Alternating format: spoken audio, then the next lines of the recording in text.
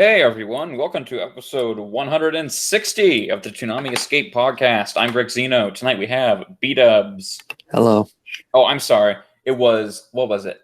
Alex. I don't know. Yours is something I can't pronounce, so Yeah, I'm not even going to try that. MMO names are hard. I just hit the random button and it spit out something. Me too. C-Kohler, how are you doing? C-Kohler? Hello? Oh, sorry. I forgot. I was like, C-Kohler is quiet. He never says when he's ready to go, but... have my microphone muted. I am doing fine. And Big Krev. When I play MMOs, I just key smash in a name and just make it so no one can contact me at all. I mean, that's how you should do it. Yeah. My favorite character. Let's see. And symbol percentage mark ZZY, yeah. SSJ Vegeta. Mm-hmm. Underscore 420. Yep. Blazing. Of course. Fuck the police. So we finally figured out what that new show was going to be, and it was a real big moment of dark humor where it's like, okay, so the third episode of Fire Force is being delayed in Japan because of obvious reasons, and then here comes DeMarco. Yo, we got Fire Force, and it's just like this timing could not have been on purpose. Yeah, I believe I posted that in the thread that, well, there seems to be no way it'll be Fire Force, and then I think was it within 9 minutes? Yeah. Like not even 10 minutes, you just get like owned like that. Just incredible. Yep. You summoned it. I deserved it.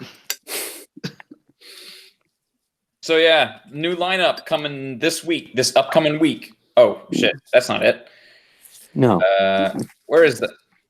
I don't know. Oh, it's literally just Dragon Ball Super at the front.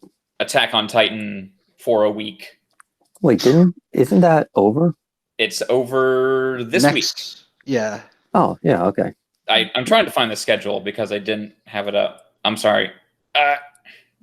Well, this is the first I've heard this, so they're going to do the double AOT thing again? No.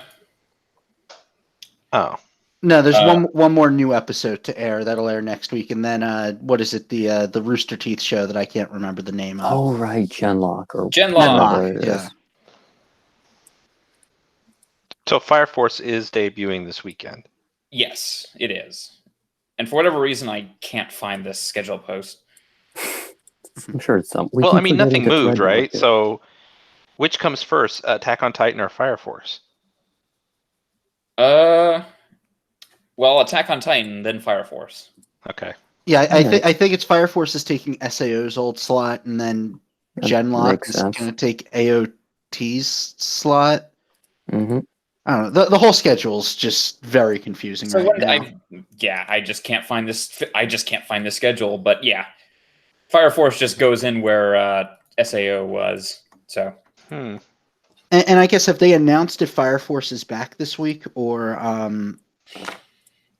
because it is a show about people combusting into flames and burning alive, and there have been some things that have happened that have postponed it. Topical. Yeah. Yeah.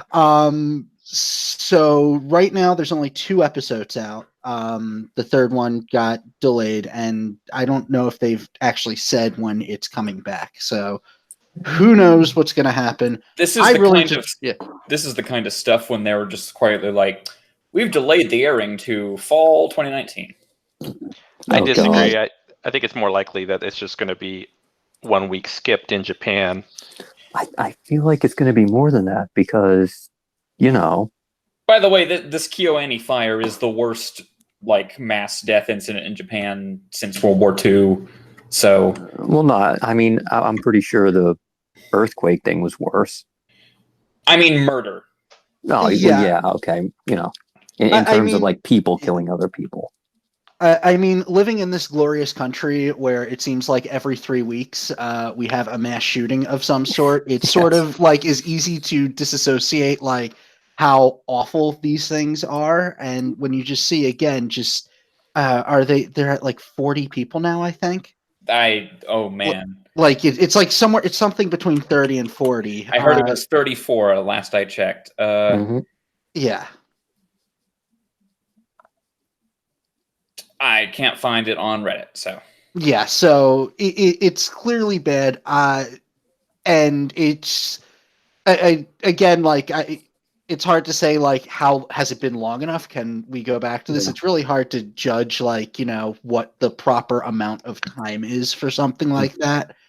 But I don't know. I just think there's a chance that we might have another schedule flux in like 2 weeks, or it could just be it's back and we're fine. Yeah. The real problem will be if that could really mess up the simuldub. So the thing with the Fire Force dub, because I'm watching it, it's one of the ones that Funimation does like it does like day and date with the Japanese subtitle. They do that with like Fruits Basket as well. By the way, turns out we're not mortal enemies with Funimation. Who knew? No, apparently not. Good. I'm shocked.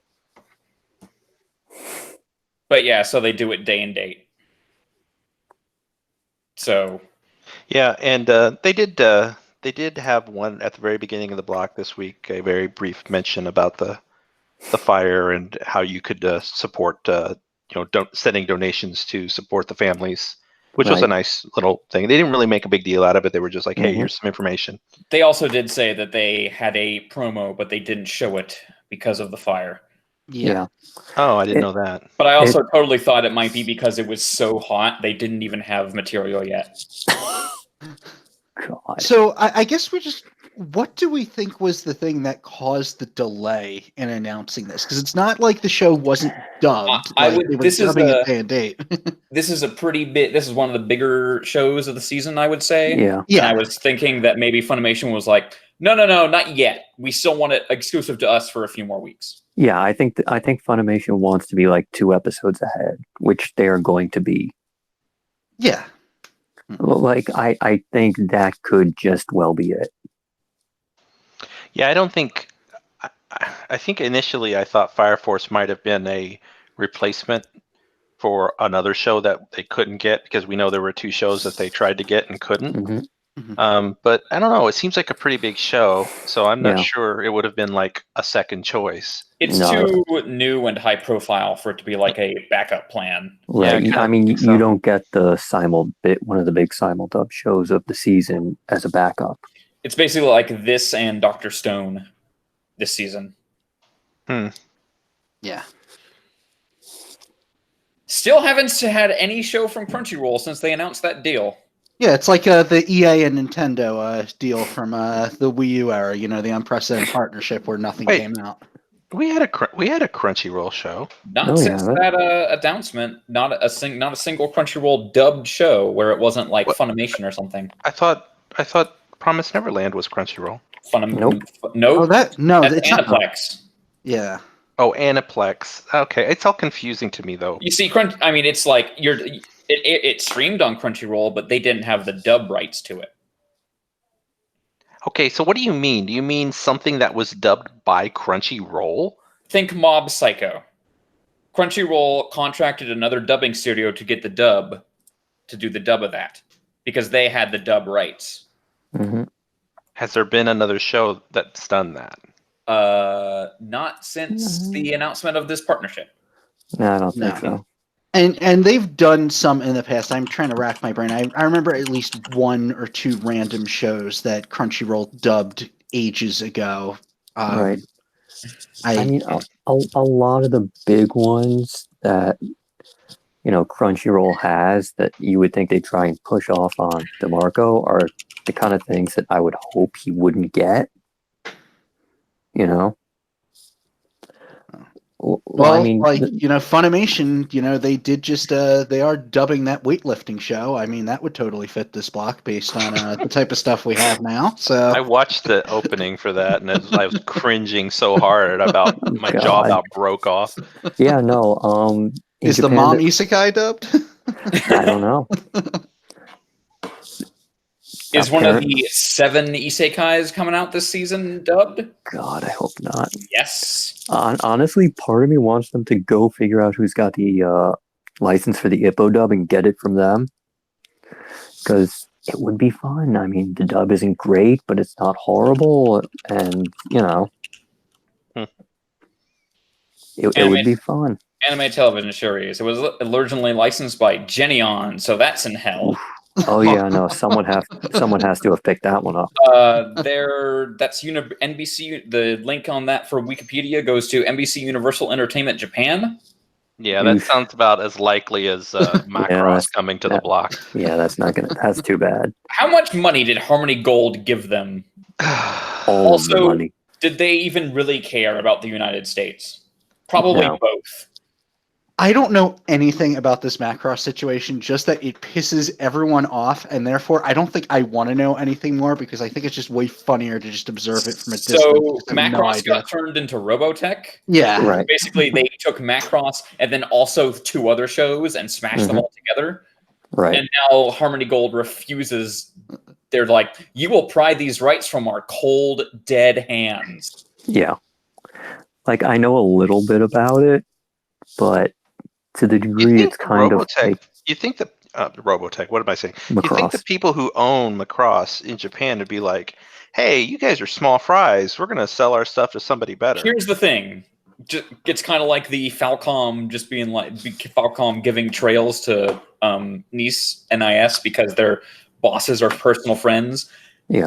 These Japanese companies a lot of times either don't know or don't care about like American fans or anything. It's like we care about Japan, and that's where they make America, their money. Give us some money. Yeah. I mean, like this, the One they're Piece. bad business people then. No, I mean, the One Piece live action thing they're trying to do is like one of the few examples of them going, God damn it, we're going to make this series work in America or we're going to die trying. I feel like that's a pet project for Oda. I don't know. I feel like they keep trying to get it to work. Well, there was new news that just came out recently. Oh yeah, no. Apparently, the writer a writer who has worked on shows such as Luke Cage and another show I forget. Oh, Agents of S.H.I.E.L.D. I think. Yeah. He is going to be the lead writer for this One Piece adaptation. He's going to look at it and be like, shit, man. No, he's a fan. Unfortunately, I'm taking this with a giant grain of salt, but he says he's a fan. Yeah, exactly. They've all been that way. They've all been like, I'm the biggest One Piece fan there is.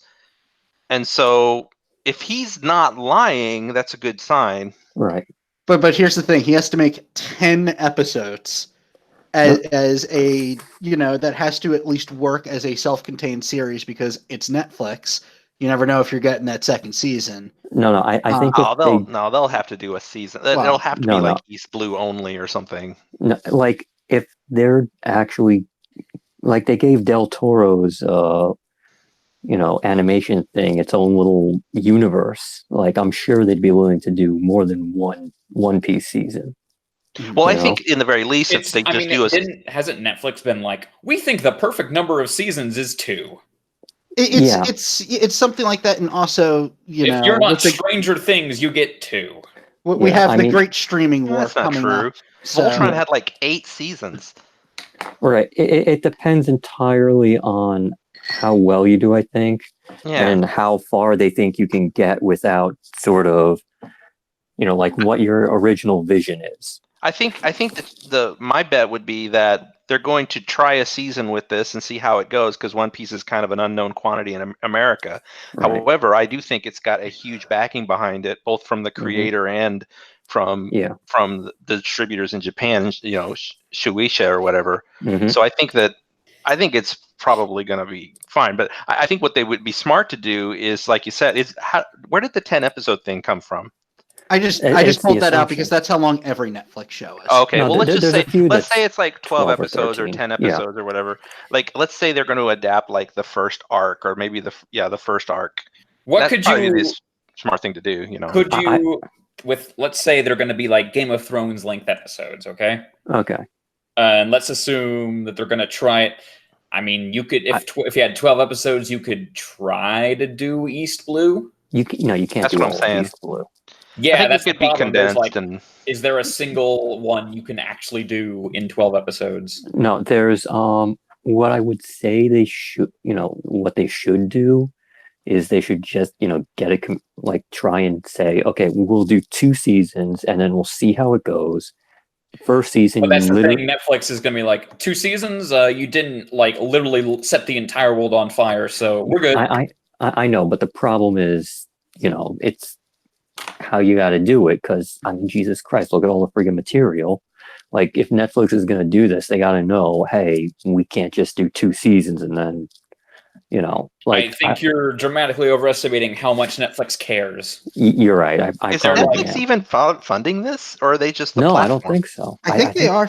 I think they are funding it. But Netflix throws a lot of money at stuff so they can have stuff exclusive to Netflix, but they don't actually really care.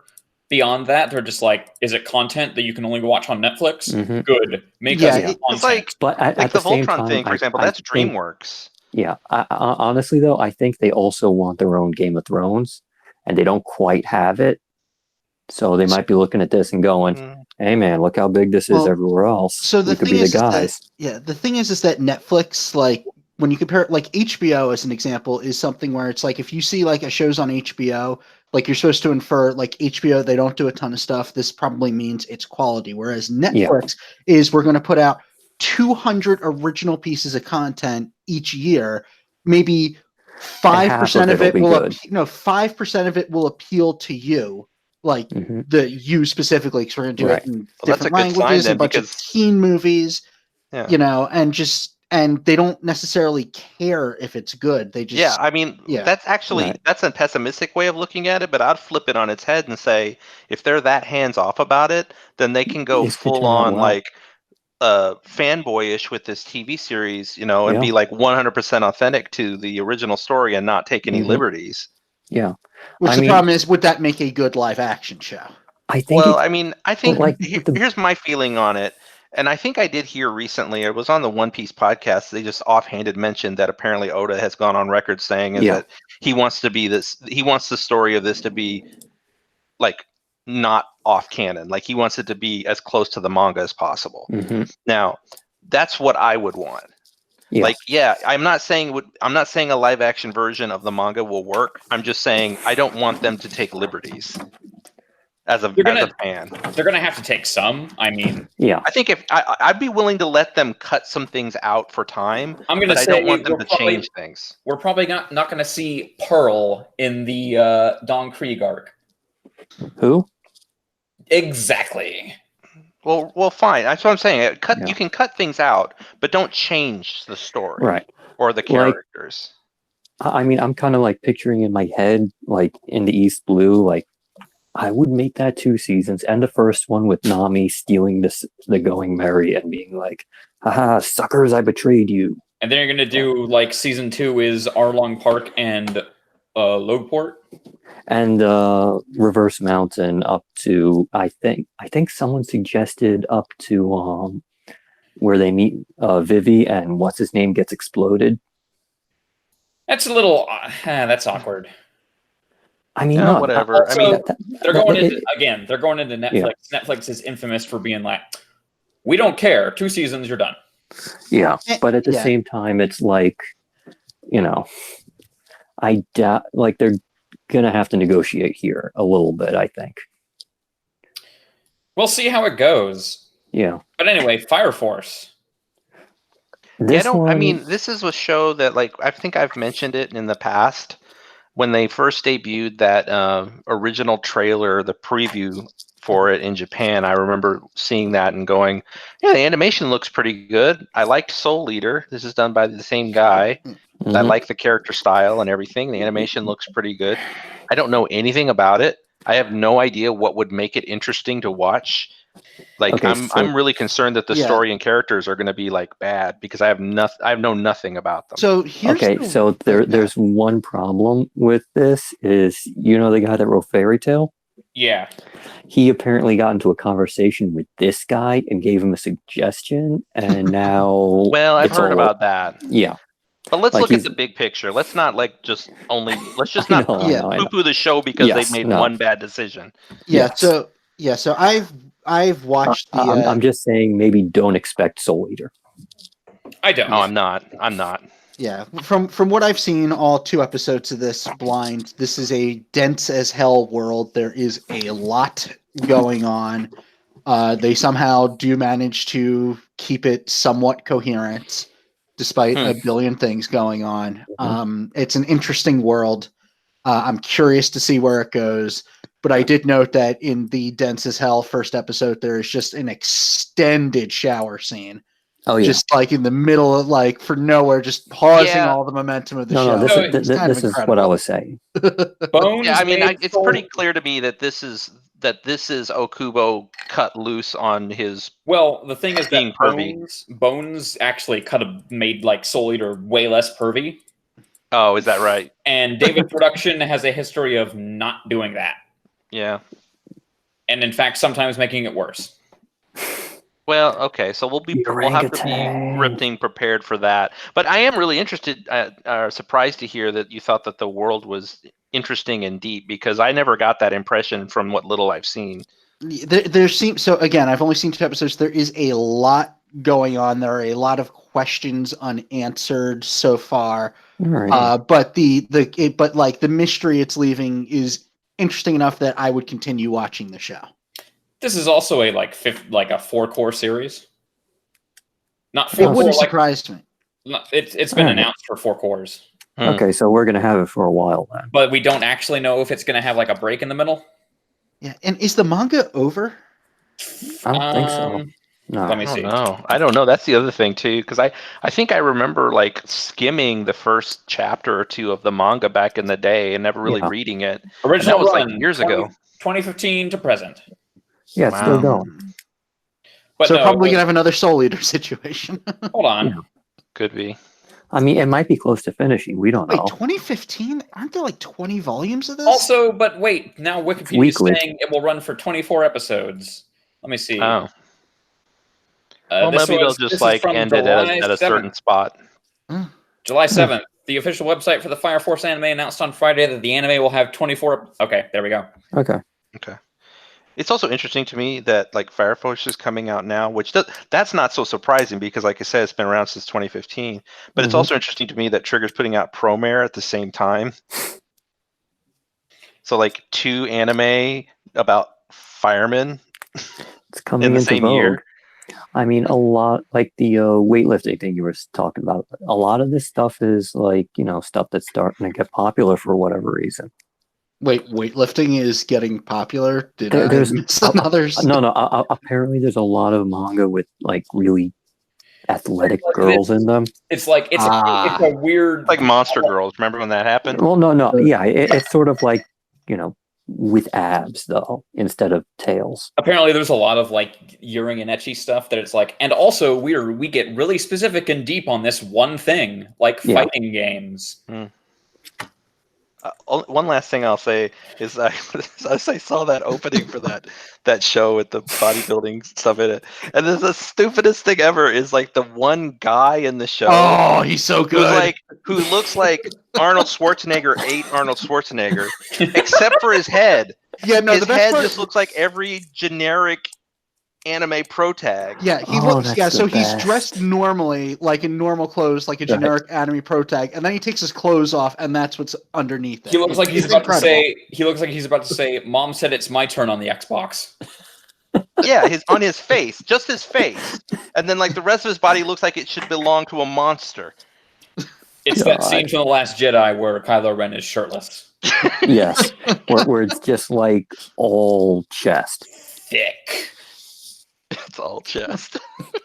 like there's no abs, there's nothing. It's just pecs for days. It's like if you were trying to draw a cartoon version of Hulk Hogan, you would come up with that. Ew! I would never do that.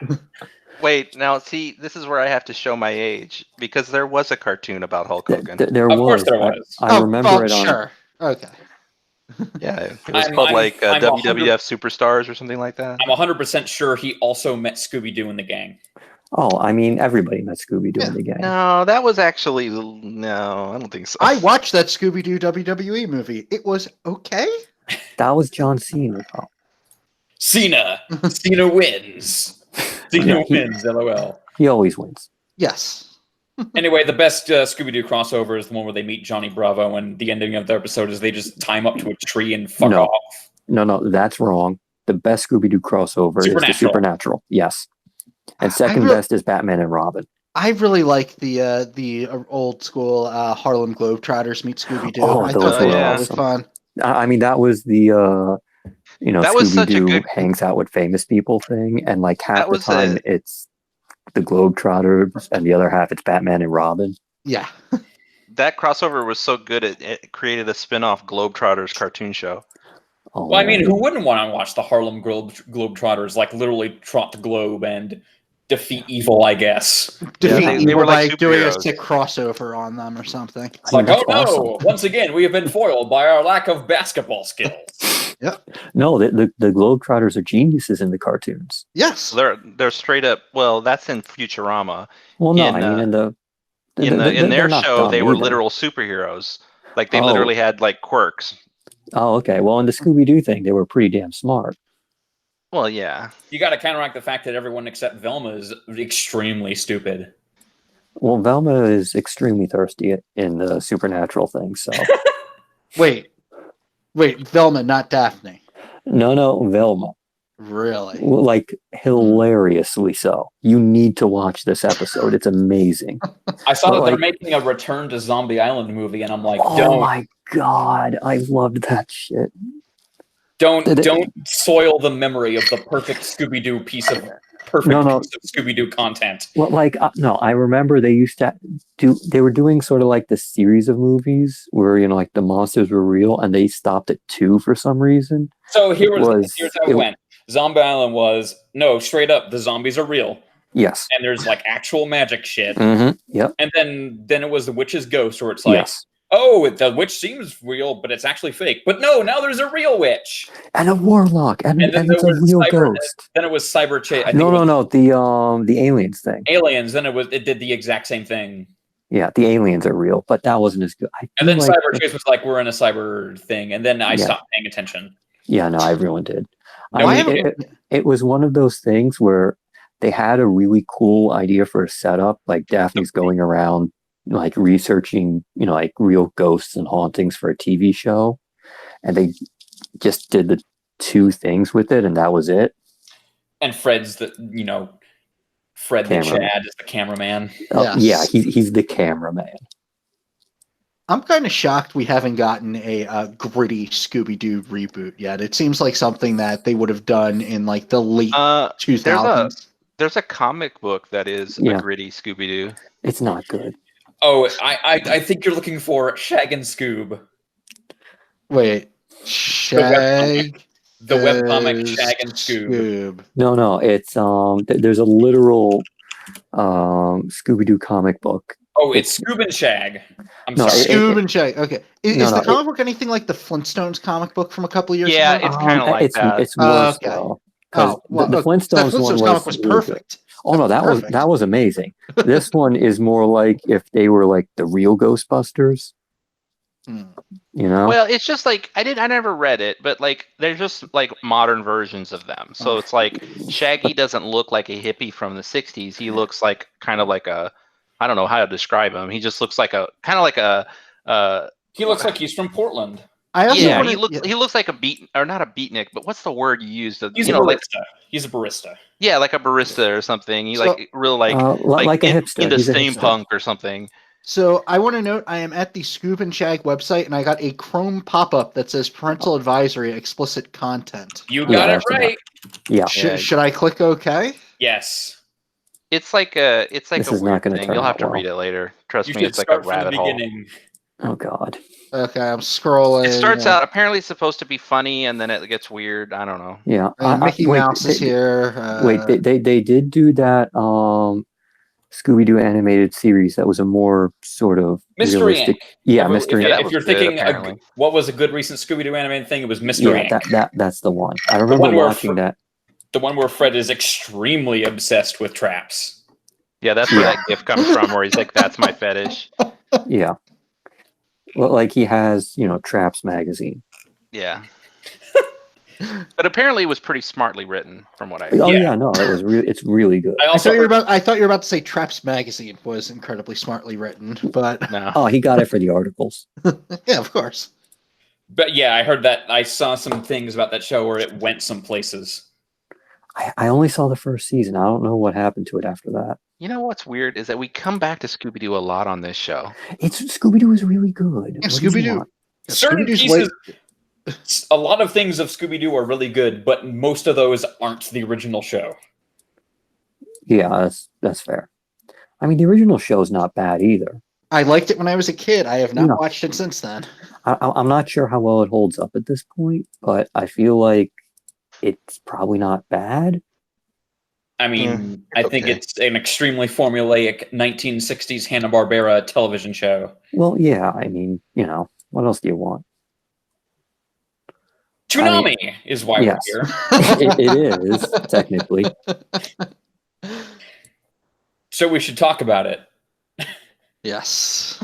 Dragon Ball Super. Dragon Ball Super Episode 120, The Perfect Survival Strategy, Universe 3's Menacing Assassin, is some dumb-looking robots. Yeah, we had the big fight everyone's been waiting for, Gohan versus the Discount Voltron. Yep. Gohan versus the Megazord. Yeah, this was the first episode that really made. I've been thinking for a while this arc is dragging, and like I feel like it should have ended. But like this is the one that sort of just broke me, and I'm like, how can this show still be going till October? Like that it doesn't seem possible. I mean, well, you're gonna get these robots are gonna knock like one or two people out. Yeah, and then you're going to have just a lot of episodes. I mean, you've got to have like at least three episodes for each of Dispo and Top. Yeah. I don't know. Honestly, I was at this point. I remember being like, okay, at least Goku's not the only one fighting anymore. Because it got really old. Well, now Gohan's here, and he's going to probably job to a bunch of robots. Oh, no, this is actually really cool for him. Oh, really? Yeah. So you're saying he's at least going to be able to get to, Universe 11 and then get wrecked. Oh, no. He has a really good tournament. Okay. Well, like this is the one tournament he doesn't job in. So you're saying he like really puts in some work? Oh yeah, he puts it in. God, I just realized. Yeah. Oh yeah. Dale's over here like, oh my. Yeah, wait till she sees where he winds up. Oh no, I'm gonna save that. We're gonna talk about that much later. There are jokes to be had here. But yeah, I couldn't tell you a single one of these robots' names, even though they said them multiple times, because I could not hear them properly. Oh yeah, no one cares. The only name that they said that we heard was Dr. Pepperoni. That's not right. Watch out, it's Dr. Papsmear. Mm-hmm. Yes, combining Akira Toriyama's love of food and disturbing sexual things. So, Dr. Pepperoni / Papsmearoni. Ew, that is not a dish I want to eat. I mean, I'm sure these robots will be around for another episode at most, if not two. But like, we all know that they're like gone because it's gonna be against. Everything is leading up to Jiren. It kind of does the show a disservice to show Jiren 2 seconds into the opening of this entire arc. No, I mean we knew he was going to be the end game, like from the start. Like even if we didn't see the opening, it's just and it's just like You're right. I actually didn't realize it's going to be going on until October. It's got 13 episodes left. Oh, I know. It's like months. We have months away until... It's 11. I'm sorry. Jesus Christ. Still, that's more than 2 months. So, yeah, there's a lot of kind of dragging here. Although that's what I'm getting at is I feel like this last universe 11 or whatever is going to be gone soon, and then it's just going to be our Prime universe versus the Jiren. It's gonna be like, oh shit, they coming. Yeah. But yeah, robots. Like, I'm pretty sure that robots are only like a couple of episodes. Like, they're not a long amount of time. I mean, they better not be more than the next one. Oh God.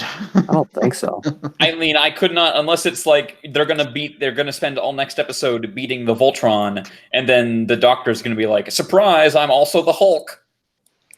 It is so dumb because it's like we've already done the robot thing. We did that like an arc ago. There's nothing exciting about these robots.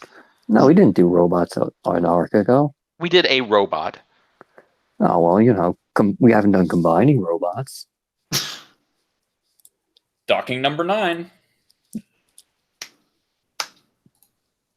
Anyway, we should, before we move on to the new episode of Attack on Titan, to watch this episode for the second time and got a way clearer picture of stuff. Mm-hmm. Yeah. The one thing I did notice that I didn't before was, what's her name? God damn it. Grisha's first wife is like, don't worry, I'll find you no matter what form I might take. And it's like, yep, you did. You ate his second wife. She didn't really find him. She found his wife. She found him. That's incredibly dark and ironic. Yeah. It's also a little, you really had to go all the way there. Wait, I have a question before you go. Again, this might be spoilery. I don't know, but something I was wondering is that, like, do people who are Titan shifters grow old? So I don't know. So one of the things I wanted to ask, and I was just like watching this episode, I think I jotted down like 10 questions I had, like, but we're going to get to the next episode. But one of the things, and I can't remember, was the Colossal Titan in the first episode of the series that destroyed the wall and all that, was that Bertolt then? Yep. I think so, yeah. See where I'm coming from, though? That my question is, was he like 10? Like, yeah. It's... I don't know. Was he 10 or was he the age he is when we saw him? No, he was, remember, he was a kid. He's the same age as Eren the whole time. So he was a kid as of Eren's age. You know this for a fact? Yes. Well, I mean... Okay. They were sent to the wall as kids, right? So they walk we haven't up to gotten the wall. into that yet. Yeah, no. Well, it's okay. It's okay. I realize that could potentially be a spoiler, but I actually really want to know this because it's confusing otherwise. Yeah, no, they're kids. Okay, so even if you're a kid and you're a Titan shifter, your Titan is like a full-grown Titan. Yes. Yeah. Yeah, I think it's like based on the size. So like whatever that like the walking Titan that was way smaller than the Beast Titan, like I don't think that'll ever grow. The Colossal Titan's obviously colossal. Because it looked identical, you know what I mean? Like, yeah, it's like it didn't change its appearance. And I guess that kind of makes sense too, because we saw the owl in this episode turn into the Attack Titan, and he kind of looked like Eren's Titan. Yeah. They have a similar base, but they can change. They definitely change a little bit based on a little bit, yeah. But there's like definitely some clear follow through with the overall look of them, yeah. And all then right. So anyway, speaking of Attack Titan, so Attack on Titan, episode 58, Attack Titan. Is this why the series called Attack on Titan? It was. It turns out it was probably supposed to be Attack Titan. Yeah. Because Shingeki no Kyojin directly translates to Attack Titan. Mm-hmm. And so they were this episode of Attack Titan was called Attack Titan. Yes. Yeah. This was supposed to be the title drop episode. It's a little far in, but whatever. You know, Grisha, we really are the Attack on Titan. The Attack Titan. Yes. You are the Attack Titan now. But yeah. In this episode, Grisha did basically the owl explaining everything to Grisha. Including, man, I actually didn't do shit, huh? Yeah. It was garbage. Well, we learned, I think, two very, very important things in this episode. But the first one was that apparently if you are a Titan shifter, you can only live for 13 years. Yep. Yes. Once you Not get ideal. Titan power, you have 13 years and then you're dead. And Eren only has 8 left. That's correct. That's not good. Mikasa Yeah, is so not happy. the 13 really stuck out to me because I have had the last 2 weeks not like thinking it was offensive, but taking like I don't know if I'm going to like where this goes with the whole Nazis and Jews type stuff that they are sort of playing up. And 13 is a pretty big number in Judaism. The word Kai means life and is the number 13. Sort like there's a bunch of things, so it was just another thing I noticed that still not sold on this yet, but we're gonna see where it goes. Well, the other big news that we learned at the very end of this episode, Yeah, the big mic drop. Oh yeah. is that we one thing that this episode does, before I explain, is that's kind of interesting, and I liked it, is that it cuts between modern day and this flashback. Right. Yeah, it's like a bunch of Eren being, it's like, okay, Eren tells us what happened, and it's like Eren's being a weird chuny, and then Hanji's like, sorry, please forgive him. He's in that age where he's a fucking chuny. Yep. Yeah, but like, so we've got stuff happening in the present, but then we cut back as viewers and we see the stuff that was happening with the owl, and who's by the way, his name is Eren, and which is also kind of confusing. But anyway, I think it's just a coincidence, or Grisha decides to name his son after him, I guess, probably. Or there's some weird shit going on because but here's the weird shit. So at the very end of the episode, he goes, "Oh, I need you to become a Titan. You're gonna eat me because I'm gonna die and my 13 years are up. Oh, and I need you to do this for Mikasa and what's his face? Armin. For Armin. And they're like, whoever who are they they? are. And he's like, I don't know who they are. I don't know what I'm saying. So apparently the threads of fate, the memory stuff goes both ways. Also, yeah, apparently all the children of Ymir, which is what we're calling them now, are like connected by some weird thing. The thing called a coordinate. God, Yes. This got weird. it really did. Well, it's like prophecy. It's a kind of weird kind of prophecy where everything is being played out.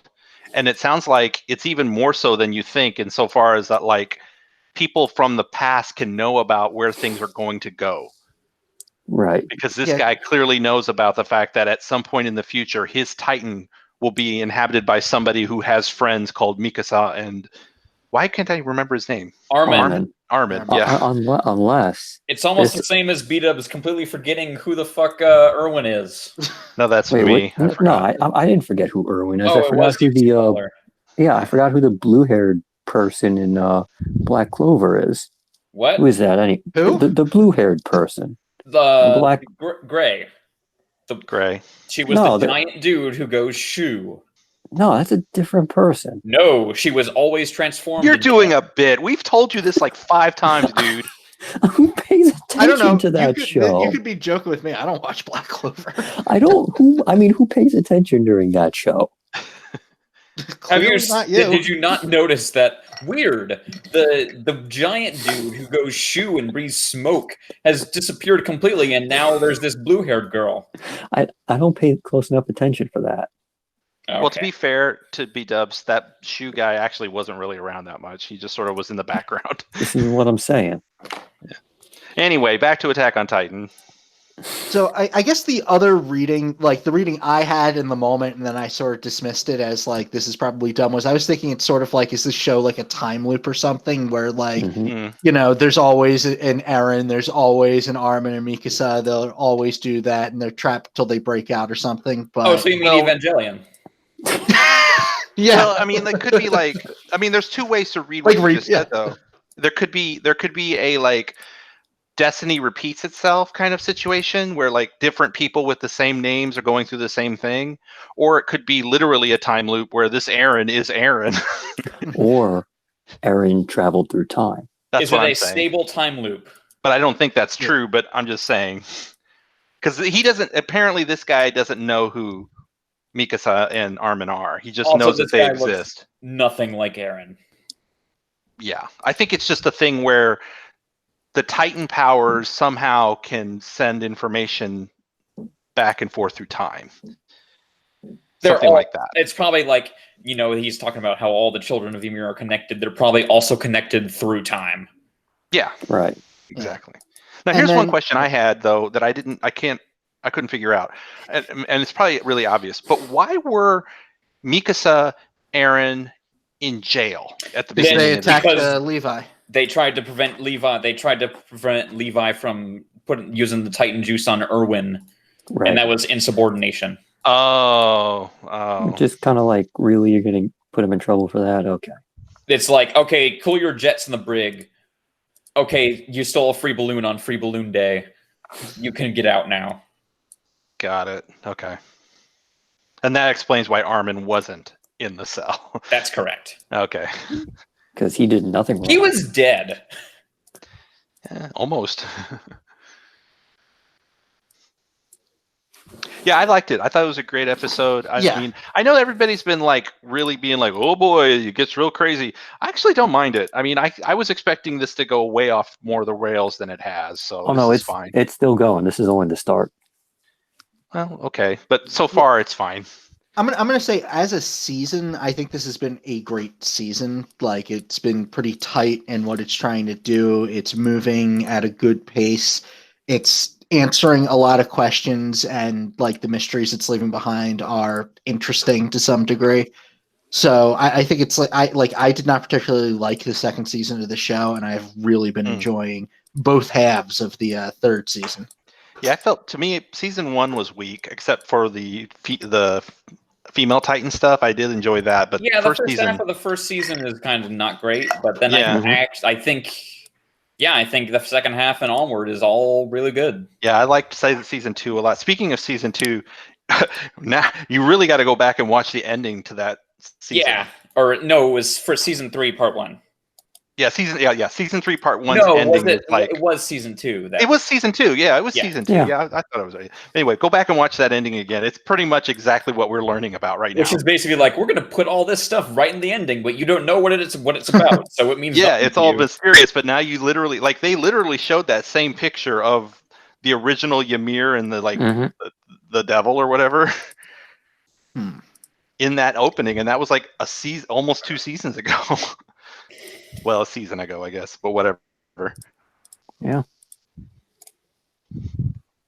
So yeah, let's talk about Lupin. Yay. Lupin the Third, Part 5, Episode 6. Lupin versus the Smart Safe. In this episode, it's literally just an episode of Lupin the Third, Part 3. Yeah. From the 80s.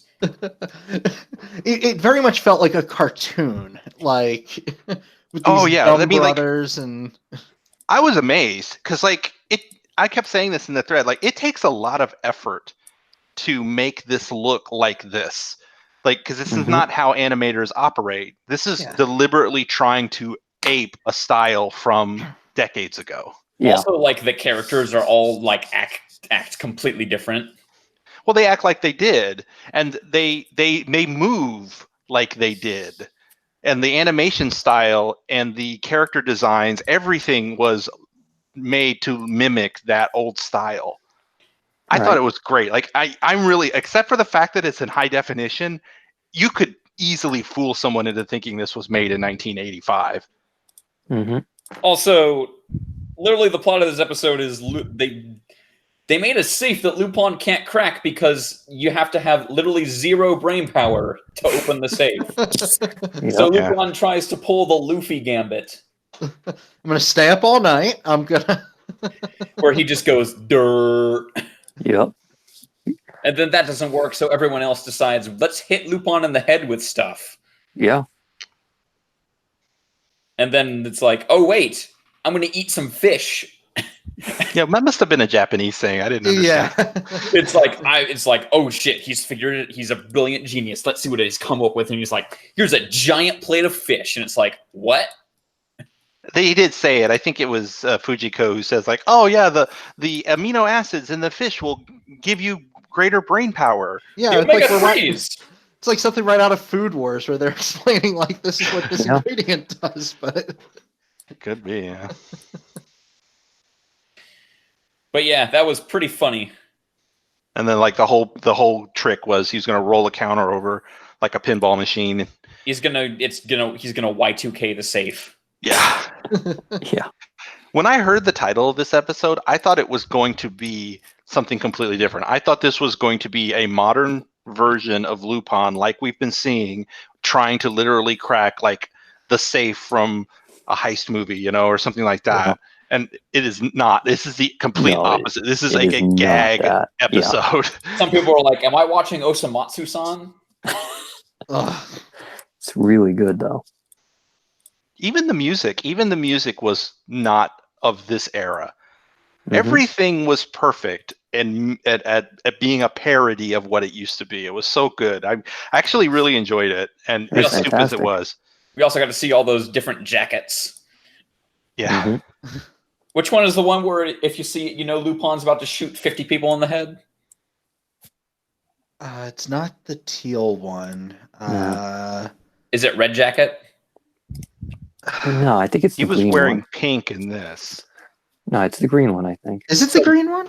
Yeah. Green Jacket Lupin's the one who's just like Joker, where he gets up and kills 7 people before breakfast. I mean, Red Jacket Lupin is the one where everything is just a gag. Okay. And then what's Pink Jacket? Isn't the Green Jacket the Castle Cagliostro one? Yeah. I think that's that one. Okay. I think so. Yeah.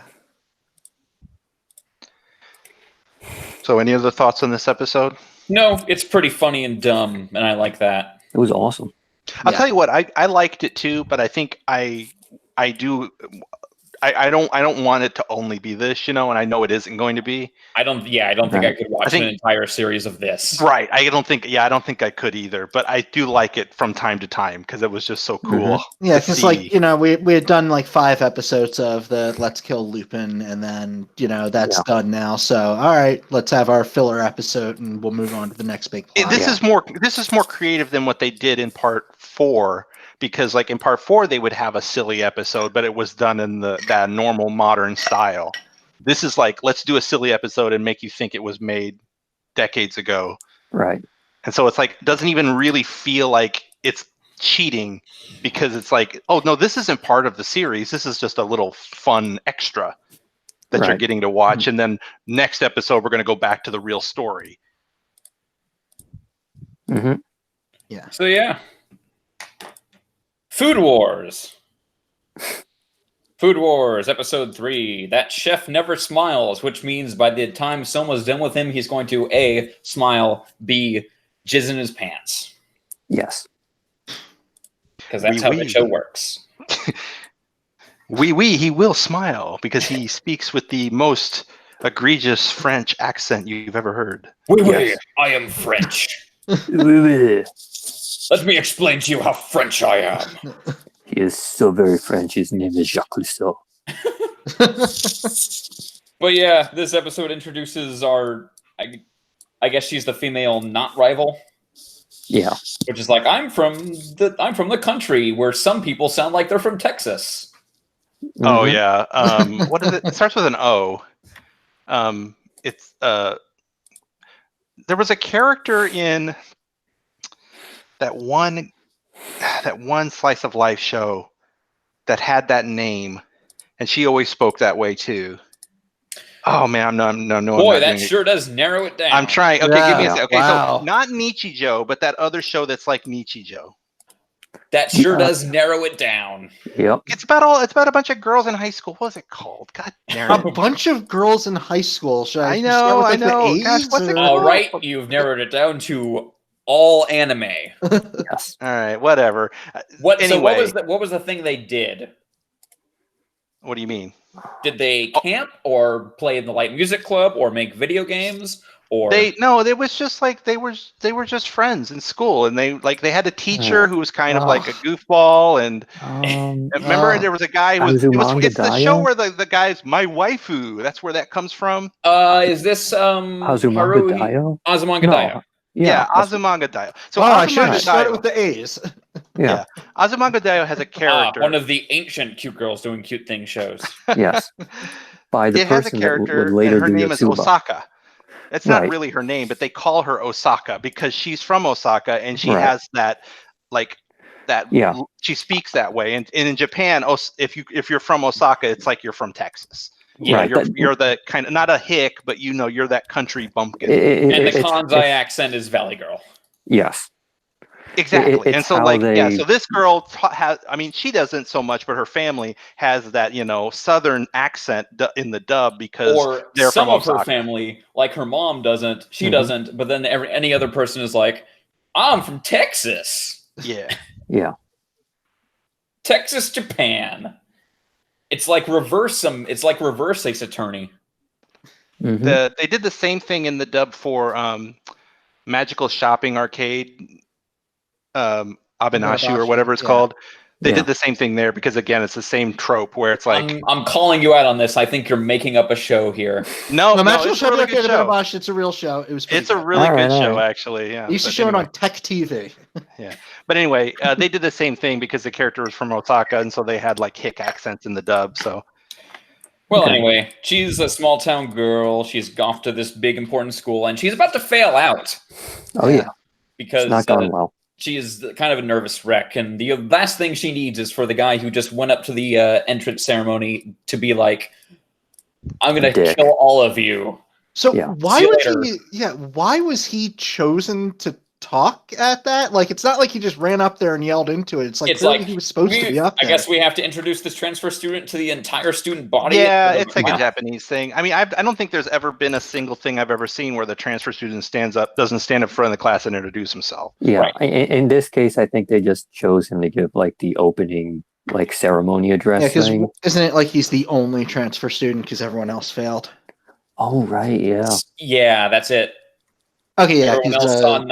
Everyone else saw Arena and ran. But yeah, he's just like, none of you guys have ever served a customer before, so fuck all y'all. Yeah. Also, the headmaster is just straight up a samurai. Well, of course. Why wouldn't he be? I didn't think the voice there was also bad because he sounded too old. This dude's a mafia boss, but he sounds like, hello, students, I'm the principal. Yeah. And it's like, oh, you fucked up. This dude should sound like Master Asia. Yes. But yeah, there's you get these super, super deep voiced, Japanese voice actors to do these, stoic characters. And it always is frustrating to me when they don't find someone equally deep voice in the dub. Right. It's just a fundamental miscast. They went for old man. They went for old man instead of King Britannia. Right. Right. But yeah, so Megumi's fucked because she's now paired with Soma and everyone hates him. So I'm sorry. Salt in her food. I have to correct you. There's no character by that name in this show. There's a character called Megami in this show. Along with Erina Nakari. Yes. I mean, come on. No, I don't want to beat a dead horse here, but Yuri Lowenthal is over here being like, just let me do it for you. I know. It's like, no, why Megami? Have they never watched a single anime dub in their life? Didn't Persona 5 do something like that? Yes, they did. Yeah. Well, it was only the last name. It was like Narakami. Yeah. They just, I don't understand this philosophy. It's not hard. They're like, okay, we should have it pronounced the way an English speaker who knows nothing about Japanese would think it's pronounced. Right. That's an insult. This is a pet peeve of mine. But if I go to another country, I can understand that maybe there's certain words in your language that I would have difficulty pronouncing, but names shouldn't be one of them because someone gave you that name and it would be rude to call you. It'd be like if I said, or someone came up to me and say, "Hey, Christophe there." It's like, no, it would be like if I came up to you and was like, "Hey, you're Chris Collar." Yeah. Or no, you're Crass Cola. It's like, that's not my name, dude. Say my name right. Oh, it's frustrating. But anyway, yeah. So Megami is this new girl. Yes, Tadakoro. Tadakoro. If they ever say that, they're gonna fuck it up. I have no idea how to say it. But anyway. Yeah. So everyone super hates Soma, so they just dump a bunch of salt in their food. Oh yeah. Yeah. It's like beef bourguignon. It is very French. If you But do then not get an A on this, it is an insult to France. And then It he is an like insult to comes up with France. a solution to like cook another pork like really fast or something. It's like I Yeah. put honey in it. Oh, that's right, honey. Yeah. Yeah. And it's like, and then the guy's like, "Oh my god, this is the best thing I've ever tasted in my entire life. I never smile, Yes. but now I'm gonna smile. Holy shit!" And then, of course, the guys who are very salty are fucked. They're Oh, yeah, 'cause literally it- salty. Yeah, I mean they put too much salt in there. You know. And then speaking of being fucked, we get the last like 2 minutes of this episode, which kind of came out of nowhere with a bunch of tentacles for no reason. Oh yeah, this show is still in its first 3 episodes. We're just gonna have Soma shove a tentacle covered with a thing in front of into everyone's mouth. Yes. Only so that they can show a cutaway shot of that person being technically Tentacle grabbed raped. by tentacles. And then we will Yes. never ever do it again. Yeah. I have a feeling this girl is going to end up being like his sous chef or something. Probably. Well, no. I don't know. No? Well, maybe not, because I guess they're all supposed to be chefs, but whatever. It Yeah, kind of looked well, like that's how they were they're playing gonna it. team up. They're all trying to be the guy. Yeah. Yeah, I guess Oh, that's true. also, this is also the part of the school where they're like, here at this school, we're an elite institution that only passes like 2 people. Yeah, that's not how school should That's work. how education works. That's how anime school works. You know, like, Anime school. If you I fail, will say this much. I will say this much. Well, If they did pass everyone, how would the society can't function with 1,000 new sous chefs every year? You know what I mean? yes, they can. yeah, I mean there's constant need for new chefs and stuff. yeah, I was gonna say like all of our food in this country is like you can either go to New York or Los Angeles, but like what Oh. if like we kind of like I don't know, what if they want to turn Biloxi, Tennessee into a food mecca? Yeah. Like we Well, need no, more I mean chefs. even in New York and Los Angeles, you still need more chefs. Like if you want to work in a kitchen, there's plenty to do. Hey, is there a restaurant? Needs a chef. Yeah. I guess it just seemed like this place is so prestigious. I don't know. I don't know. It just seems like I don't know. Like what? I wonder how many chef students there are a year at a real school. Like 100? Like I don't know, culinary school. I don't know. There's probably a lot. So I can say that the culinary program at the college I work at is one of the larger programs at the college. Yeah. Okay. All right. Well, I take it back then. It seemed weird to me at the time, but I guess that's probably normal. It's abnormal that this big giant school would only have 5 people graduate. Black Clover. We're there already? Black Clover, episode 79, Mr. Delinquent versus Muscle Brains. Okay. In this episode, Well, what's the real name of this episode? Mr. Delinquent versus Muscle Brains. That's not the real name. You're right, I was lying. The real name is Mr. Delinquent versus Muscle Brains.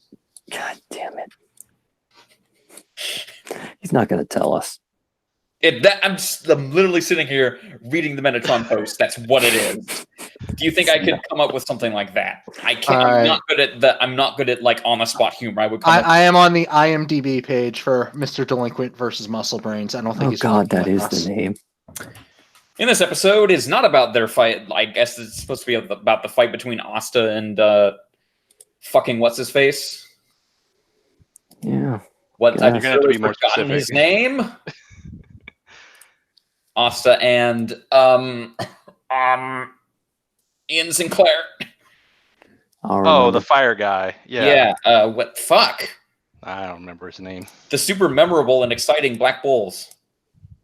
I can remember.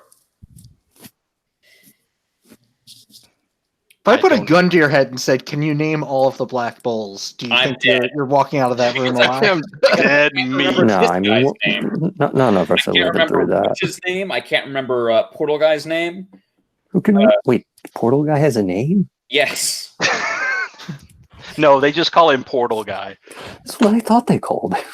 I could tell you there's Charmy, there's Luck, there's Yami, there's Gray, there's Asuka, there's Noelle, there's Gordon, there's fucking shithead, which is an acceptable excuse for not saying gauche. And I can't remember the name of Portal Guy, Witch Girl, or fucking what is his name? The Witch Girl's like Valentine or Vanessa. Vanessa, that's it. You got it. Yeah. But yeah, Portal Guy, I can't remember, and the flame hair guy, who's not a bad character. I just don't remember his name. Anyway, this episode is not actually about that. It's about Soul's backstory, which is exactly what you expect. Char came to save her village, and she's like a baby bird that just hatched out of her egg. She imprints immediately on the first person she sees, and it's like, "Mommy." Yeah. And then somewhere along the line, the weird myopia where she's like, "Men are trash" happened because she wasn't already like that. Well, I kind of got the impression this episode was setting up the fact that little kid didn't come to her rescue, and that kind of set up her hatred of men. I was expecting her to immediately go into that, but then she didn't. She was like, "Oh, it's okay." Yeah. But then, so apparently it happened later. Yeah. All right. That's what it is. Anyway, I continue to love the fact that Zerx loves only shits on people when they're already down, which is perfect. Yeah. Because it's like, hey, you're sitting there dead, so clearly I am better than you. Here's why you suck. Yeah. Isn't he he's not even doing this because he wants to be on the team. He's just goofing off, right? Mm-hmm. Yeah, he killed the real Zerx and is now here to fuck some shit up or something. And then the Wizard King totally knows about it, but is like, "Cool magic. Charmy, give me some more candy corn." Yes, Dad. So yeah, Black Clover. Whatever. Boruto episode 40, Team 7, the first mission. In this episode, it's the Leaf Village tradition to get your first mission from the Hokage, unless you're the other teams. Yes. It's also Leaf Village tradition for your first mission to actually secretly be S rank. Because they didn't tell you about all the ninjas that are trying to kill them. Yes. What is the thought process of these people? It's like, man, we don't have a lot of money, so let's go in and say there definitely aren't any ninjas coming after us, and get some total losers, so that when the ninjas we totally know are coming after us come, they die, and we die. Yes. Brilliant. I guess they're desperate. Yep. So once again, it all involves a bridge. Yeah, I didn't actually put those parallels together. Until you just mentioned that, I was just like, oh, and it's like, oh, duh. It's the same shit all over again. There was another parallel too, but I don't remember what it was. But someone mentioned it in the thread, and it was like, oh yeah, that's another thing from that same arc, but I can't remember what it was.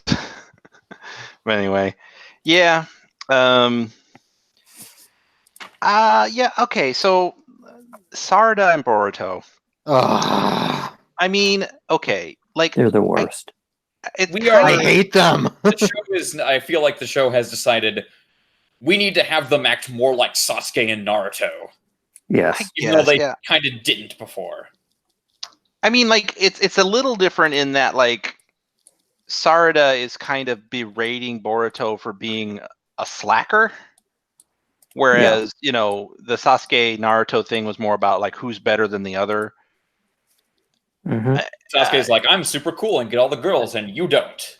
And and Salad is basically saying, you're gonna screw this up for me. I'm gonna be the Hokage. Don't screw this up for me. So I kind of understand that, although she's obviously being way too in the corner, Boruto. I'll do the whole presentation myself. Right. But the problem that I'm having is that Boruto, yes, he clearly is phoning it in insofar as he doesn't really care, but he's not really messing things up. He could do better though. I mean, let's be real. I guess, but he just seems to me he's just sort of I don't know. He's just sort of Like he can't do anything right in her eyes, and it's like, yeah, lay off. And I'll she's say got the a one crush. thing, and the one thing I do like is third wheel Mitsuki just staring Yes. at them the entire time, just like with a dumb look on his face. He's getting a kick out of it. like if we're gonna get like 100 more episodes of these two kids just tearing each other's hairs out, I hope we get another 100 episodes of him just staring and just going, Mitsuki's Oh, there just being like, absolutely. you two are going to fuck up, and then we all know I'm going to be there to bail you out. And I'm fine with that. Mitsuki Yeah. is kind of honestly very much like Data from Next Generation. That's Like- not a Well, bad yeah. comparison. It No, is, it's- isn't it? Because he's kind of it's emotionless. pretty He close. thinks everything that the other characters are doing is very interesting and intriguing. They're both Yeah. like pale skinned. So basically, Mitsuki Also really is, strong. Mitsuki Yeah. is Sai, but done good Yes, instead of bad and boring. Yeah. right. But Sai was also Sasuke done bad and boring. Yeah, Sai's real kid isn't quite as interesting as Mitsuki. Yeah. Sai's real kid is like, I don't even like art. Why do I have to be the art guy? I don't wanna. I think the problem with him is what he gets from his mom. Yeah. And a weird urge to fuck Sasuke. Oh, I mean, everyone has that. Oh yeah, that's right. The Yeah, whole just village. Sasuke just walks by, just like exuding pheromones or something. Just everyone's chasing after him. He Yeah. exudes angst. Where did he go, everyone- by the way? Sasuke is still off doing like weird, I'm on deep cover mission shit. Yeah, he's doing ninja I'm on the shit. moon. Fuck off. I mean, like the war's over. What the hell does he got to do? He's like literally he's the James Bond. No, he's not. He's not James Bond. He's just like that deep cover CIA operative who's always deeply entrenched in something or other. Yeah, and wasn't like when they had like the meeting of all the ninja leaders, like they were talking about like there is some greater threat on the horizon or something. So that's probably what Sasuke's doing. Just He's the guy who scouting. He's the guy who one day just randomly hyper jumps back into the galaxy. He's like, shit, there's some shit going on in the other galaxy. Yeah. You should have seen that You're shit. coming here. Yo, you mean the great threat wasn't the Blood Moon or Blood Mist village? It's really funny where it's like, oh crap, you kids can't deal with this, and it's like, we beat the 7 ninja swordsmen of the mist. Granted, that's like comparing the current San Francisco 49ers to Joe Montana's San Francisco 49ers, but still. Yeah. They said they were the 7 ninja swordsmen. They had the swords. We beat them. I think we can handle this dude. Honestly, I think the original Konohamaru from the original series could have beat those guys. Oh, yeah. By shipping in, he could do a Rasengan. Oh, by the way, speaking of him, I like him as their sensei. I mean, I don't know. I don't really have like a lot to say about it. It's just that like, Yeah, there's not much to say about him at this point. Like, Yeah. but I just like him. yeah. I mean, like he seems nice, and I like the voice actor they chose for his adult version.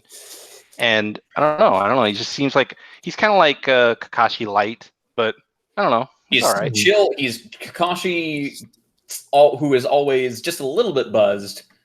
Yeah, just a little he's bit. gonna be like 80% competent of Kakashi is what I'm guessing we're gonna end up I'm with. not expecting him. I mean, that's like those are big shoes It's like, to fill. it's like comparing Kakashi. That one time, it looked like he got wrecked, but then he was like extremely cool. And then Yeah. Konohamaru can not lose, but it's just going to be this kind of thing where he just kind of blocks a kunai with a kunai and never does anything more interesting. I mean, actually, that'd be my only complaint is that like he doesn't really have a flaw. Like he doesn't have like a quirk that makes him weird. He's just sort of like really upstanding ninja. Yeah. But he is. I like him as far as like that he's not an asshole or anything like that. Super inoffensive. Yeah. He's like barely a character, really. Yeah. Like if you hadn't watched like previous Naruto, like you would just say, "Oh, this is just a guy." He's kind of the is straight a man, smile. honestly. He's like the straight man to these kids. All right. Yeah. Yeah. Where when you have like weird snake child and you have two kids just ready to tear each other's throats out, that's kind of like the balancing force you need. Weird snake child, son of the Hokage, About last right. of the Uchihas. Oh boy. Yeah. Why did we put all three of them on the same team? Tradition? Okay. Seems fine. Yeah. No one's pointing out how it's weird that like Orochimaru, Jiraiya, and Tsunade seem to constantly be on the same team forever. It's poetry. It's like poetry, so it rhymes. Yep. We're not talking about Shippuden because it's another recap episode. No, I didn't even watch it. I did not watch it. Me either. You did. I did not. I think next week is also the last one, and then we unfortunately have to pay attention again. Oh, God damn it. So let's talk about the surprisingly good Gundam. Mobile Suit Gundam The Origin, Episode 3, Edward and Sayla. In this episode, fast forward about 3-ish years? 5, maybe? I think it's been 3. 3. Yeah, okay. Sayla has figured out, God damn it, Mom, you tricked me.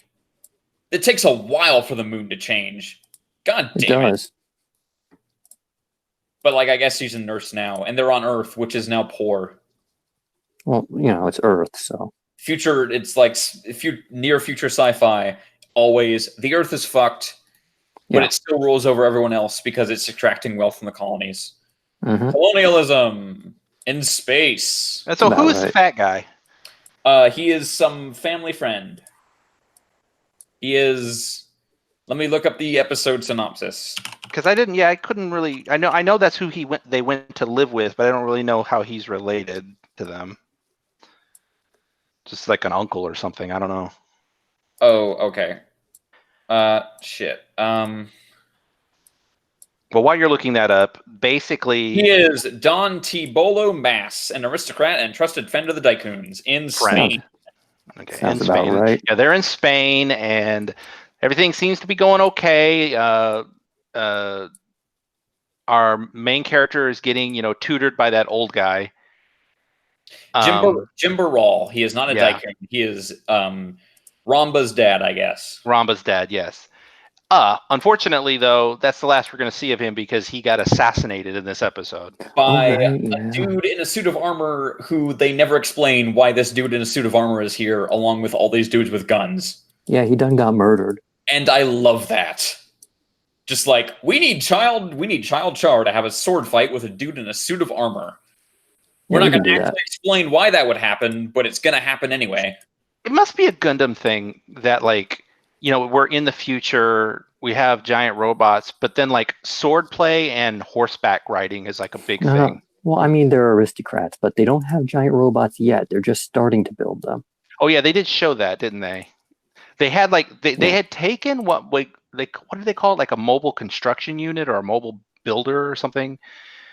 It basically is a big suit that is used for construction purposes, and they're using it.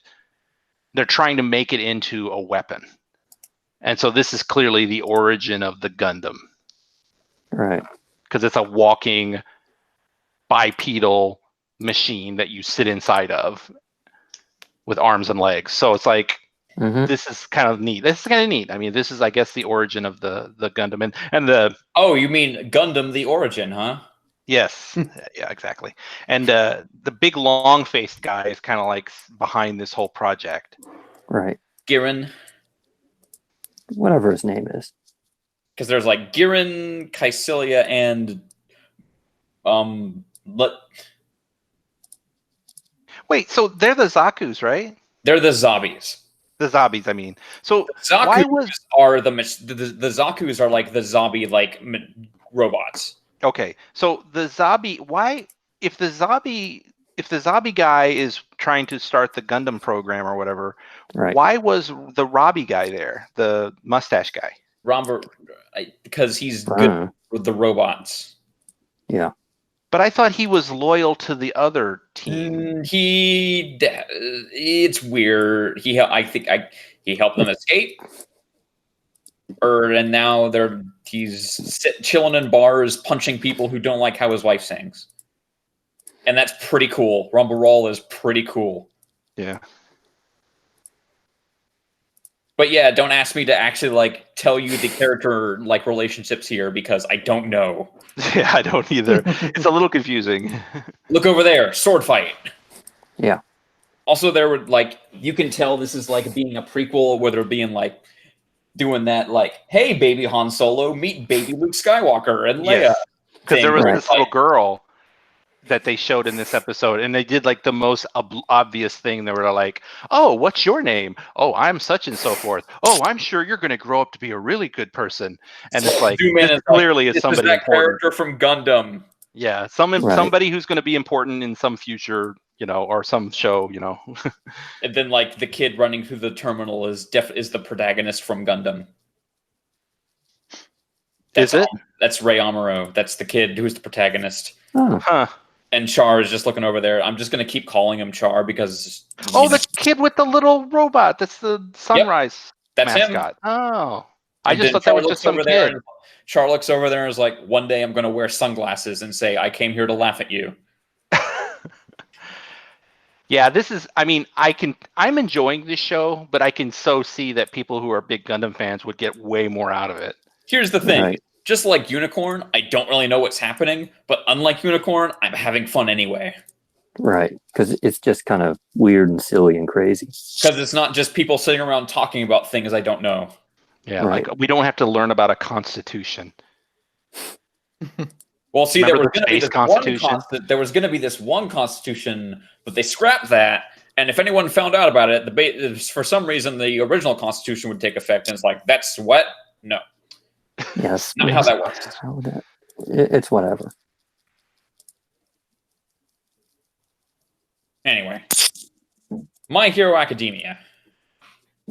My Hero Academia, episode 59. What's the big idea? In this episode, Todoroki and Wind Guy definitely fail the exam. Oh, 100%. Like 100, like the like Gang Orca is like, what the fuck are you doing? Mm-hmm. And Deku was like, dudes, what the fuck are you doing? You almost killed this other dude. Yep. And it's like, oh, we finally got over it and teamed up and almost put a real hurt on you. And he's like, well, it doesn't make up for the fact that you fucked up so bad, but that was pretty cool. Yeah, because don't they mention like if they get below a certain point in the exam, they just like fail and Yeah, then, they're done. Like, they don't. Yeah, it keeps going. Yeah, it's an exam where you don't gain points. You start at 100 and lose points. Yeah, and if you fuck up too much, you're done. Mm-hmm. Yeah, it's weird. For some reason, you have 100 points, but if you go below 50, you flunk instead of like getting to 0. Well, then yeah. It's like a 51 is technically a passing grade. Yeah. Like that's all you need. But anyway, this Wind Guy has beef with Todoroki because he was really kind of not paying attention to anything. And it's like, I didn't like the look in his eye. Well, I mean, who does? I didn't like Endeavor's look in the eye either. And it's like, this is weak. You knocked away my autograph book. Yeah, how dare you? Well, at least Icy Hot realized that he was being a dick, even if it was unintentional. Yeah. I mean, it's something, I guess. We also did get to see a little bit of the like recommended students entrance exam. Mm-hmm. And turns out that weird teeth guy got recommended. But he's a weird teeth guy. Yeah, but I bet he's pretty good. At what? Being weird? Superpowers. He's got weird teeth. What the hell kind of power is that? Beat up, stop being racist. I'm not being racist. Yeah, we're about to have Fire Force, which features a weird teeth guy, so just get used to it. And also a girl who Whatever. fights fires while only wearing a bathing suit, apparently, I guess. No. See, it just randomly comes off because the advice he got from the fairy tale guy was, as long as you do your fan service like you'd see it in a romantic comedy, no one will notice. Or like they won't care or whatever. And he's like, oh, okay, I will try this. And so... This is why you are the master, Mishima-san. Yes. Mashima Sensei, teach me all of your lewd ways. Oh, wait, yeah, teach me how you wrote that famous One Piece. It's like, yeah, that's totally me, the guy who wrote One Piece. Mm-hmm. You know the story about the magic users, right? You know, the story about being the king of the mages. Yeah, the mages. It's the name of the Philosopher's Stone in the magic realm. Yeah, there's not much really else to say about My Hero Academia. Froppy can now go invisible, or like camouflage, I guess. That's They made that scene way less cool. I took a screenshot of it in the manga because it was so cool. She did a cool pose. That was good. Otherwise, this is total. If any part of MHA had to be at 3:30 in the morning, this was the part.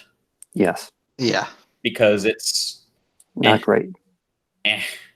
King Orca or whatever that guy's name. That's like the most uninspired hero I think we've seen so far. No, Gang Orca is really cool. He's just a whale. Like, yes, he has all the powers of a whale. I mean, to be fair, we have all the powers of a frog, and that's cool. But Free Willy is back, and he's mad. It's like, it is a weird power though, because he's like, he has all the powers of a killer whale. And like, well, what is that? It was like, well, apparently he can send out sonic waves that if they hit you, they hurt. And it's like, oh, okay, I didn't know killer whales could do that. Does he have a blowhole? Like, can he shoot water in the air? He can torture you. He can like just use you as a volleyball for hours and really torture you before you finally die. Sounds fun. I can't deny you off an ice flow. I can't deny that he is a very cool looking design, though. He's so good. His design's so good. Horikoshi actually pulled him from his previous manga. Really? It was, he first appeared in his manga about a zoo. He fits there better. It didn't last too long, but he thought, this design is too good.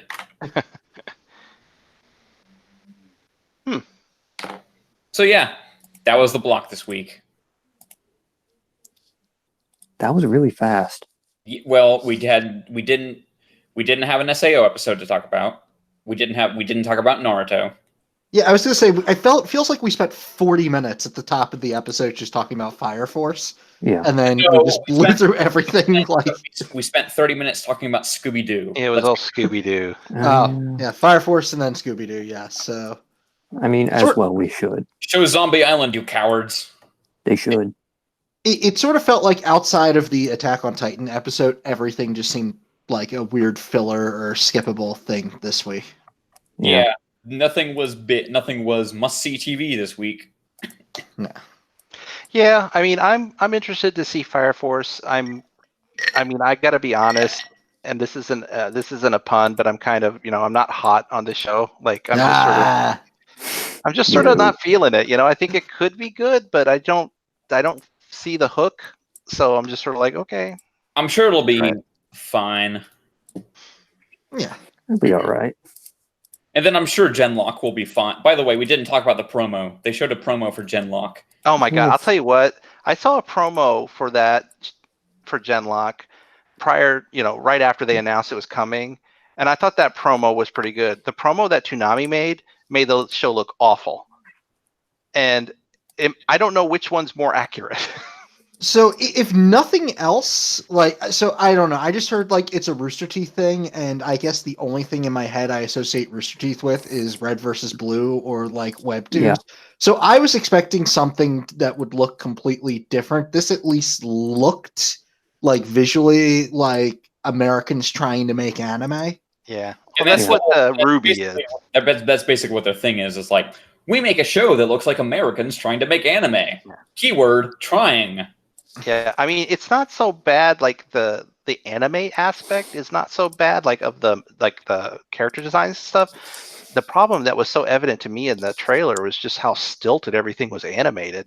The CG, it's CG at 16 frames a second, and it's not even that. It's like they don't know how to pose the character models in interesting ways, and walk cycles look like they. In the very first shot of the trailer, a woman walks up to a window, and it looked very similar to that Berserk GIF where he floats towards the camera. Hey, HBO, you want to make a show based on an anime? Berserk. That might be a little too much for them. too much for HBO. Hey, you thought the Red Wedding was crazy. Get ready for the Eclipse. So anyway, I think, judging by what I've seen about Genlock, I think it could be okay story-wise, because it's basically it looks to me like it's what was that Pacific Rift, kind of like that. Pacific Rim, yeah. Pacific Rim, yeah. So it's like, everybody's remote controlling giant robots basically. So it could be good in that respect, but I'm not feeling the animation. I think stylistically it looks good. I think the animation just looks really, I mean, Rough. it just doesn't look animated well. I Right. think I've been spoiled by things like Land of the Lustrous and stuff, where it's just like, oh, you can do good character animation in CG. And this doesn't look like that. Even IGPX looked way better. I think so too. Yeah, it really did. But then IGPX had 2D animation though for the character. Yeah, but they it also had the 3D robots, which looked way I better. mean, the robots also looked really good. I don't think the robots are going to be the weak part of this show's animation. I think it's going to be the characters interacting with each other. I think that's where it's going to look really. They're going to look more robotic than the robots, I think. It's gonna be perfect. It has Michael B. Jordan. Yeah, I'm looking at the cast list, and it's a good cast, but also I just watched that Lion King movie this weekend, which had an all-star cast, and they were all completely wasted and terrible in that. So. Watch these A-list actors play expressionless animals. This movie is going to make $2 billion, and you can't stop us. I liked the Aladdin live-action movie. I thought this was insufferable. Really? I would have thought it'd been the other way around. Yeah. I mean, how do you screw up the Lion King? Hey, in Aladdin, people can actually, emote. They can act. The thing with the Lion King, apparently, is that none of the animals ever emote, ever. And, all those crazy song and dance sequences that were amazing? Well, now they're super bland. Can You Feel the Love Tonight takes place during the day. How do you screw that up? Can you feel the love today? Remember I Can't Wait to Be King? Where they're doing this ridiculous vaudeville sequence through all the animals. Now they just kind of splash through a stream, I guess. Yeah, it's like there's some zebras over there, and yeah, it's just a lack of fun, and also it's 2 hours. And I've also heard people kind of coming around to the fact that James Earl Jones can't really do it. Doesn't really have it anymore. I mean, it turns out he can't just say things and have them be incredible. And also because it might be the voice direction, though. Yeah, and also the animals. It was very hard for me to tell the hyenas apart from the lions. Something that in the animated version is very easy to do, but in this, they basically look exactly the same. But how the hell do you screw that up? Because even in the real world, hyenas look completely different. Well, I guess I should say the female. They look like the female lions. That's a huge screw up. Without the manes, because the male lions have the manes, and that's to tell. But a lot of times the hyenas, it's just with all the female lions towards the end. It's like they're trying to go too real, and that's the thing. They went too real. Yeah. Also, you shouldn't have fucked with the Lion King. The Lion King is perfect. Yeah. It's not my favorite Disney movie, but it's not something you'd make any changes. So, show of hands, who is getting Disney Plus when it comes out and watching all those movies? Okay, I'll raise my hand if saying, are you going to get it? Yes. Am I going to rewatch all those movies? Probably not. I rewatched Aladdin after seeing the live action version, and I'm trying to think. Maybe I'll watch Beauty and the Beast again. I haven't seen a bunch of those. I know. I have actually never seen Beauty and the Beast. Really? It's a pretty good one, as I recall. The best film, the only animated film ever to be nominated for. Before they expanded it, and actually that happened. So yeah, but nonetheless. No, I've never seen. It feels like maybe a bunch of those I've never actually sat down. It's good. But it's instead I watched them all in their entirety, but just split up into different chunks over the years. Yeah, well, because like when you're a kid, like, I think we're all old enough here to remember VHS and those Disney movies that would come in those like big clamshell boxes. Mhm. So like it's sort of like there's a cutoff point. Like I've seen Mulan, and I don't think I have seen a single animated Disney movie since Mulan. Because I think by then I was like, I'm a little too old for this. But don't that Mulan trailer. Don't tell me they're gonna totally rip out all the songs and stuff. Oh yeah. Probably because they're like, no, China doesn't like that. No, that's pretty much it. I think This is not a movie for America. This is a movie for China. It's absolutely not going to have songs. It's not going to have Eddie Murphy as a dragon. No way. it has to have Eddie Murphy as a dragon. Well, if they did do Mushu, apparently they're replacing Mushu with a phoenix. Okay. What? Voiced by Kevin Hart. I have no idea. That's what I'm saying. If they were doing a Mulan remake that had Mushu in it, it wouldn't be Eddie Murphy. It would absolutely be Kevin Hart.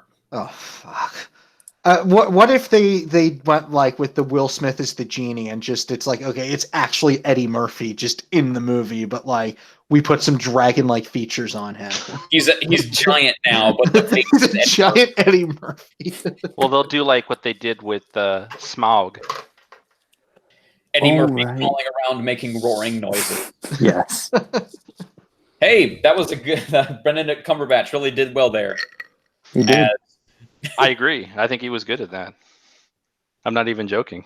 Pay the man for getting dressed up in that ridiculous motion capture suit, crawling around, making dragon noises. It was the best part of the movie. God. Oh, you didn't like watching it in what was it, 40 frames or high frame rate? No, I did high not frame rate. That gave me a headache. My goodness, I didn't mind that at all. Actually, it was a thing where. Well, there was also the parts in the second movie where there was just like, we put a GoPro on a barrel and sent it down the river. That was just one shot where they didn't have any better footage. Yeah, I remember that though.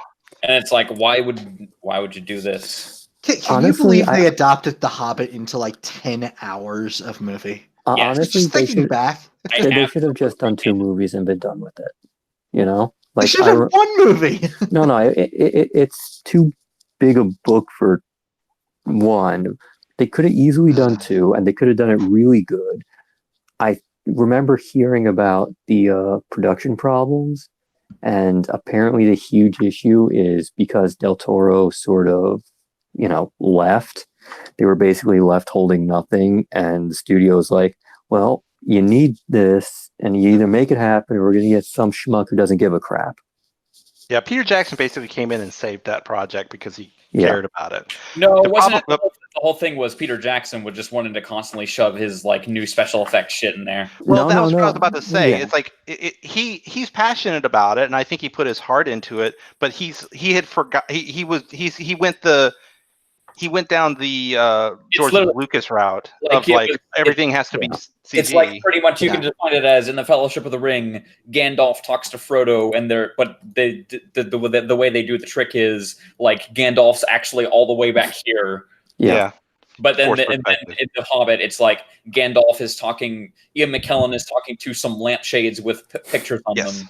And he had actually a breakdown on set about it. He was like, this is not acting. Yeah. I'm going to go he came around eventually. I mean, here's the thing. I actually liked the first Hobbit movie. I know a lot of people don't like it. The first one is good. I enjoyed the first one. I thought the first one was good, and I did like the Smaug stuff in the second one. I did not like the third one. I thought nobody it was liked boring. The third one.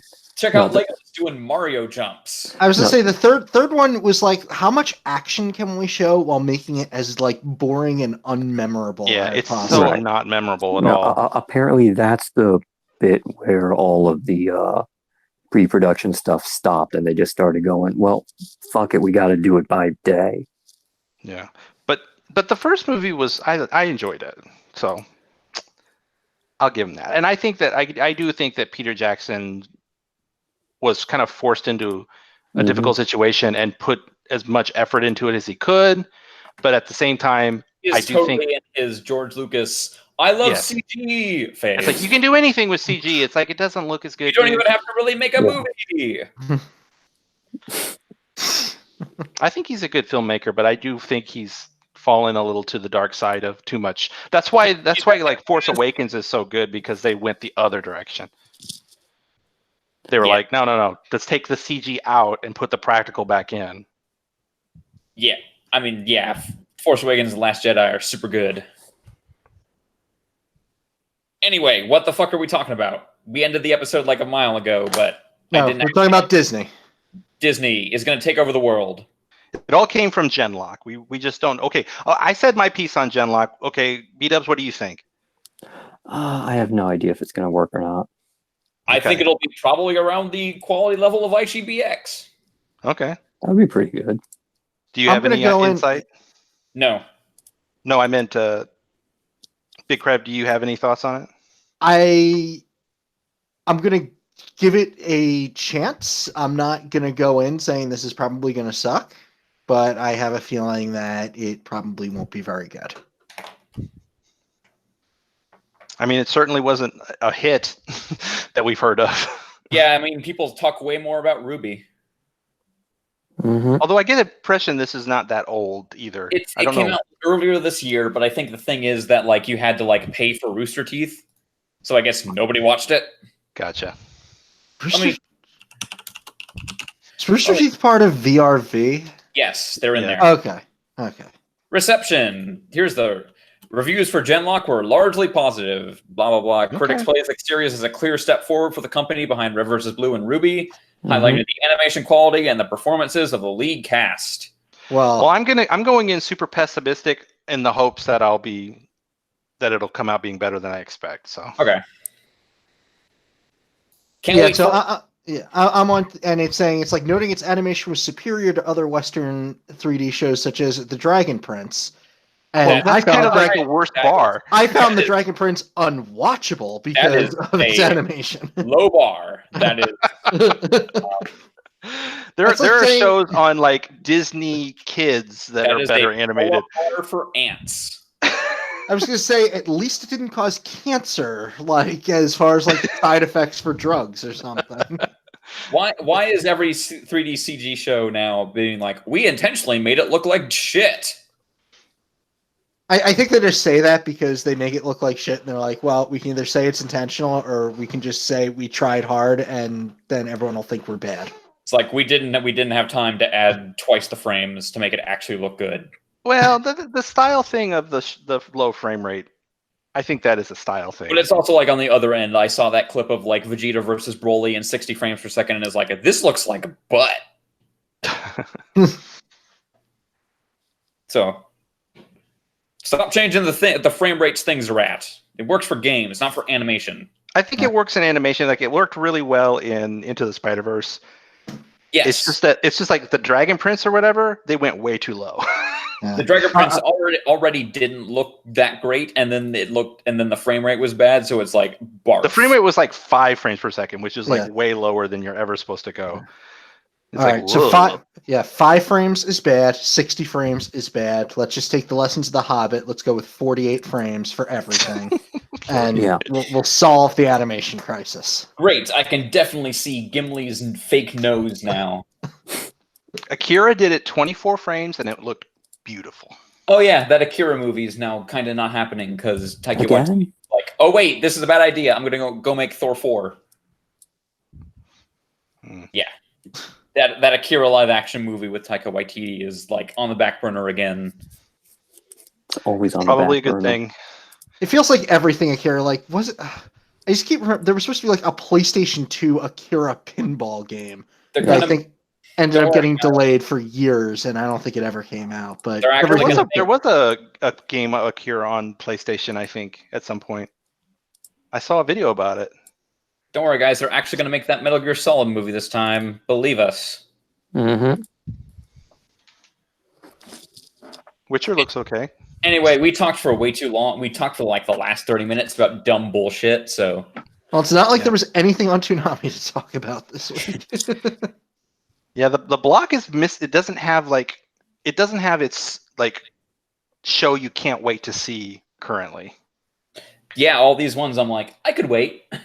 It very much feels like once Attack on Titan's like gone and Genlock is in, it's just gonna look like It's like if you drop Dragon Ball from that lineup, it very much seems like the early years where we're getting like one. Like we're getting like Cashin Sins and Dead Man Wonderland as our big show acquisition is Eureka is Samurai 7, a thing you've never heard of for good reason. It's pretty bland. Anyway, oh well, JoJo will be back soon. I hope. Good night, another season of Sword Art coming. Yeah. But now they're putting out art for that now. Kirito looks like depressed dandy, and now I guess Alice and Austin are going to actually have to do everything for him, and that sounds cool. I'm all for it. I'll tell you what. Again, SAO always entertaining. I will look forward to it. But more entertaining than the idea of Gen Lock, I think. Half the season, and then he's going to come back, and now he's doing the 3-sword style. Oh God, no! It's time to go to bed. Thank you, B-Dubs. Okay. Thank you, C. Kohler. No problem. Thank you, Big Krev. Not a problem. We'll see you guys next week for episode 161, which will be the last episode recorded using Google Hangouts. Oh shit, they're closing it down after next week? Every time, for basically this entire last month and a half, every time I've every time it's gone live, it's been like, we're going away on August 1st. Ugh. Oh, wow. Okay. We're going to need to figure it out. We're going to have to find something new. So, yep. Maybe there'll still be like a Google. Every time it said that, it was like use Google webcam. So next week I'm actually going to try to test that. So all right, and you'll get a pop-up for saying, "Hey, you should try Google Stadia." God, you should try Google Stadia. Buy some games until we delete them, like the thing you're on. Yeah. Good night, everyone. We'll see you guys next week for episode 161.